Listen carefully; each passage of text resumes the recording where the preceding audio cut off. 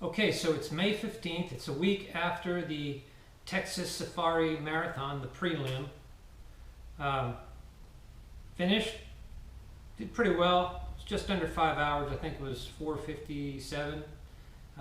Finished 9th in the solo and 40th overall, so I'm happy with that performance. The boat was good, did really well.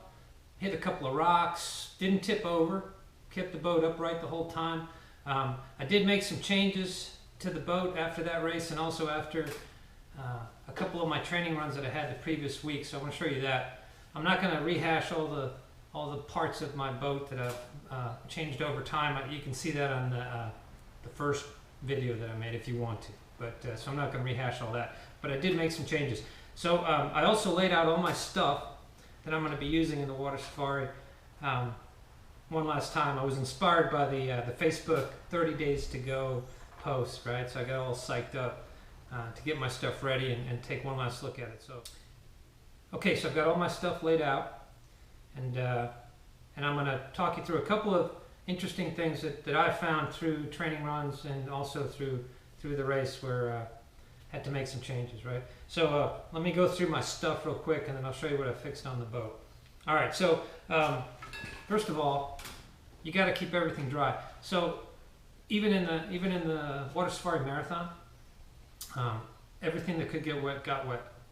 So even though I didn't tip the boat over, still, if I hadn't had waterproof containers and stuff that I didn't put in waterproof pouches, it got wet. So you got to keep everything dry. So I've got these really great waterproof boat bags. So I'm going to be using these, right? So starting with this one, I'll go through real quick what I have. So again, from last time, you got to have flares. You got to have a first aid kit with the snake bite kit. I'm taking rain jackets, 2 ponchos, and 2 thermal blankets just because it gets cold at night, and last time I did it, I really needed them. Vaseline for the hands. I don't wear gloves, and you're going to end up blistering, so if you don't have gloves, and you may want to have some Vaseline for any sort of weird chafing or anything like that, so take that. Mosquito netting, right? So bugs are thick. You could even use this while you're kayaking or maybe when you're taking a nap, so I'm going to take a little mosquito netting with me. Spare hat, spare shirt, and a jacket, so that's going in there.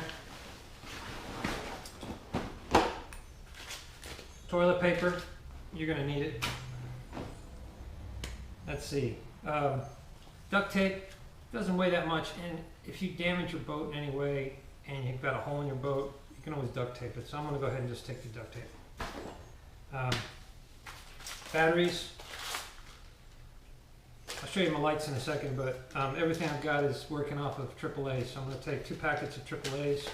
This is more than enough, but I think I'm going to need the batteries, so just in case. Okay, I got the spot, which we already said was required, and that's going on the boat. I'll show you that later. Extra set of sunglasses, got to have those.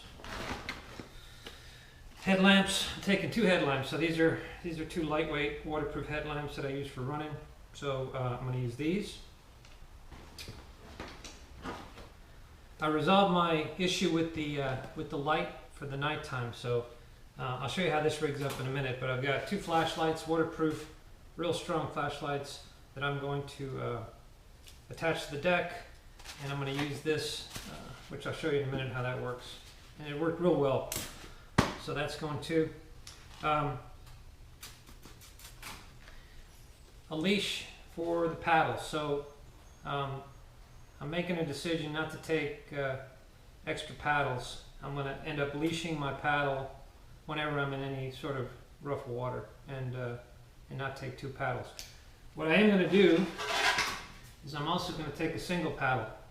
So after a couple of my last runs, 10, 12 hours, it really became evident that I needed something different than the double paddle when I'm really tired. Right? So I've got the double paddles, and I'm also going to take a single, right? So it's a real nice paddle. I'm going to use it this weekend and see how it fits, but I'm expecting it's going to be nice because it's going to kind of change up your stroke, so that's real important.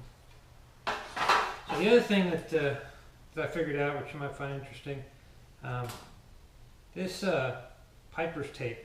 So after you paddle for 2 days, all the little things start bugging you, right? So in this case, this paddle just slightly loose. And after a while of paddling, I guarantee it's going to drive you nuts. It drove me nuts. So I found that if you use this tape, it's starting to stick, but you can just wrap your, I'm not going to do it now, but you can just wrap your end with a little bit of this tape, and it'll be snug, snug, snug, and it's a great fit. Did that in the river marathon, and this paddle didn't shake at all, so I was really happy. Because again, after a while, little things like that bug the hell out of you. Okay. Food.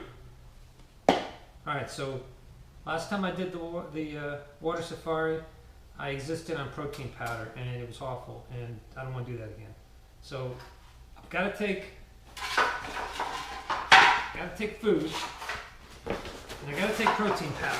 So I've got a sealed protein powder that I'm going to have, because you've got to have that. And it actually worked last time, but it's difficult to stomach after a while. So a bunch of protein powders, vacuum sealed. If you don't have a vacuum sealer, get a vacuum sealer, because you need to vacuum seal everything, because Ziploc bags aren't going to work for you. They look good, but they'll leak. So make sure everything is vacuum sealed. So I figured out that I can eat and mix mashed potatoes with cold water, and it doesn't taste half bad. So I've got packets of mashed potatoes with powdered milk and salt and pepper. I've actually eaten these not on the boat, and they're not that bad. It sounds awful, but it's not. So this is going to be my solid food. So I'm thinking I'm going to take maybe 6 packs of different sizes of mashed potatoes, so that I can have a solid meal and I won't feel as nauseous as I did the first time around. So mashed potatoes. I also have some cereal mix, which also mixed really well with cold water. I think it ended up being cream of wheat. Didn't taste bad. So I've got powdered milk, cream of wheat. So I might have a breakfast or two. So I think I like beef jerky, and so I'm going to have several packs of beef jerky. I'm going to bag them in the smaller bags because you can't eat so much beef jerky. The more salty stuff that you take with you to eat that's dry, the more water you got to drink. I found out the hard way in a training run that I did a couple of weeks ago, where I ended up going through 2 containers of water in the time that I would have gone through 1, because I was eating beef jerky, which just dries you out. But it's good solid food, and it's protein, and it's salty, so it tastes good, but you got to be careful. So smaller packs, vacuum sealed. So beef jerkies, probably won't take so many, but I'm definitely gonna have beef jerky. I also wanted to take something that's like a snack food, and I thought pretzels, salty pretzels, so I'm gonna do that as well. This is not vacuum sealed bag, but I am gonna vacuum seal them eventually. But again, just got to be careful when you start eating this stuff that it dries you out, and you got to have more and more water, and so you got to make sure you have enough water. So, goose. So I'm thinking I'm going to take a bunch of goose. So I've got caffeinated goose and I've got non-caffeinated goose. I'm probably going to take, I don't know, 20 of them maybe. So I've got a pack. I'm still going through what I'm going to do as far as the goose. Salt tablets. So I found these really good chewable salt tablets. I used them in the water marathon. You know, when you start sweating and you start losing water, if you don't replenish salts, then you're going to end up cramping. And so these actually work really well. So what I ended up finding is watertight sealed containers. So I've got a couple of containers, one filled with Advils, because you're going to need Advils, and the other one filled with salt tablets. So I'm going to have these in some of my pouches that I've got. So I'm going to leave these out and I'll show you where they go in a minute.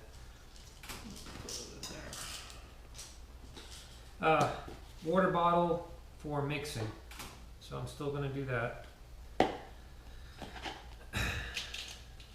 Knife and whistle. So I decided after thinking about it that I'm going to ditch my knife on the boat. It looks really cool, but if you fall in the water, you're going to need your knife, and the whistle is going to come with you. So if you get separated from your boat, it's probably not a good idea to have everything attached to your boat. So the knife and the whistle come with me in the pocket. Footwear. I've been playing around with different boat shoes. I like these dyed booties. Okay, so your choice, but these are nice, and they're easy to get in and out of the boat with. They're easy to use with the pedals for the boat, and they don't come off when you fall in the water and flip over, so they stay on your feet. So that's important. Water containers. So again, showed you this last time. Real simple. So the one thing I found out about the first set of water containers that I had is that if you just have one tube in the water without a way to breathe, you won't be able to get all the liquid out of it, because all you do is create a vacuum, and there's nowhere for the vacuum to displace, and so you'll never drink all your water. It's very difficult. All right, so what I ended up doing is I ended up drilling a second hole with a smaller tube, and then I thought, okay, if this ends up in the water or splash, I'm going to end up with river water in my water. So I found these little covers. I don't even know what they're for, but they're some sort of medical supply covers. I put a slit in it. So they're normally closed, but when you drink, they open up. So whatever works for you, but just be careful that when you use only one tube, you're going to be struggling to try and get the liquid out of it. So that was a learning for me. All right, last thing. The last time I talked about having a life preserver. So I ended up buying a different life preserver because, strangely enough, the old life preserver that I had, I'd never used. And I was in a kind of funny situation. I was out in San Luis Pass, which is near Galveston, and pretty rough, and I actually needed my life jacket. And so I got it, put it on, didn't fit. It was a big clunky thing and it wouldn't allow me to paddle. So I went ahead and bought a life jacket that I can actually wear, and so this is going with me.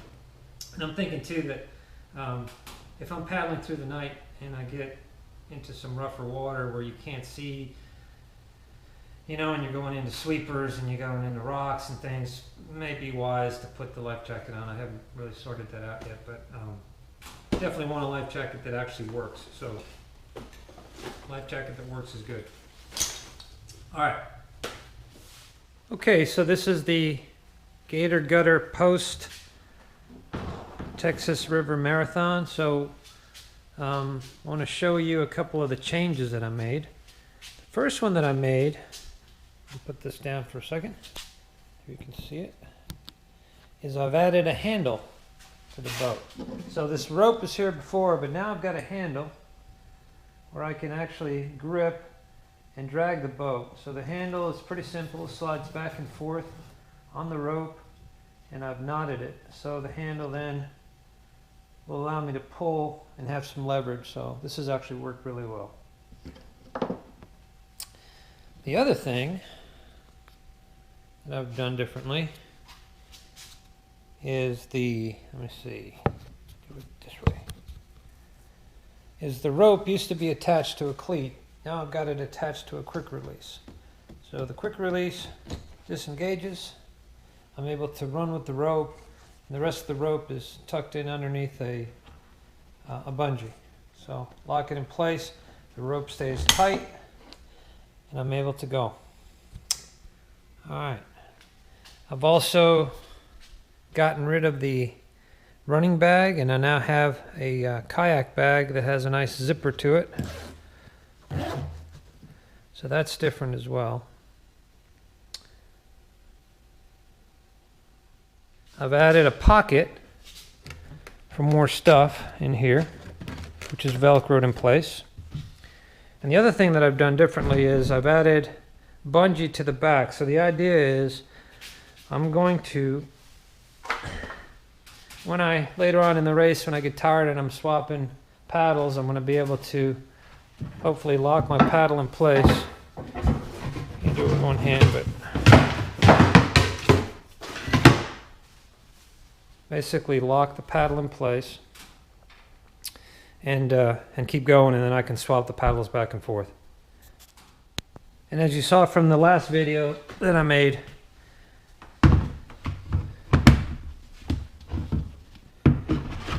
this is how I carry my water containers, so nothing here has changed. The water containers work real great. The water containers worked really well.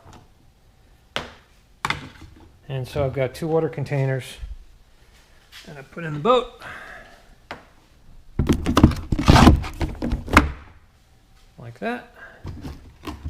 And everything stays on the boat. So one thing that I've also come to really appreciate is that everything on the boat needs to be clipped down. You can't have anything loose, because if you have anything loose and you flip over, it's all gone. Right? So with that being said, my spot is clipped on, and okay, so that's it. So those are the final changes I'm making 30 days before the Texas Water Safari. So with any luck, we'll have a good finish.